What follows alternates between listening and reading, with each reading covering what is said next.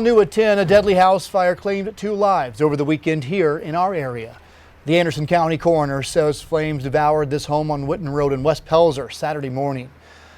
Anderson investigators say the bodies of Edward Tate Jr., the son of the homeowners, and another victim, Christine Bagwell, were found inside. Tonight, we're talking to Eddie Tate's father, who tells us their family, as you can imagine, shaken to the core by this sudden loss.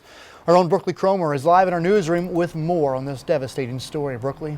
Well, Cody, Eddie's dad tells us he's in a state of shock. He says he knew his house and pets were gone in the fire, but it wasn't until hours later he found out his son had also died.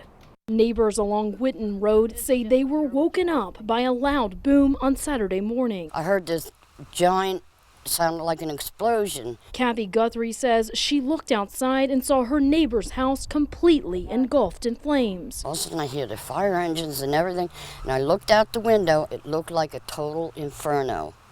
It was horrifying. At first, Guthrie says she felt a sense of relief because her neighbors were on vacation. There was supposed to be nobody in the house. Nobody was supposed to be home. According to the Anderson County Coroner's Office, firefighters first responded to the home around 12:20 Saturday morning. Crews extinguished the fire and contacted the homeowners, who said no one was home. Later that day, the fire reignited and crews went back to the scene. That's when the coroner says they found 2 victims inside, Christine Bagwell and the homeowner's son, Eddie Tate Jr. Eddie's dad says he had no idea they were inside the house. Our neighbors had called us. We were out of town, and they called us and told us about it. There's nothing left of our home but ashes. He says that loss is nothing compared to the devastation of losing his son. We are very devastated. Eddie was a great son, an even better father. We will always remember his kindness. He was a good friend, a good brother, and just a kind, loving young man.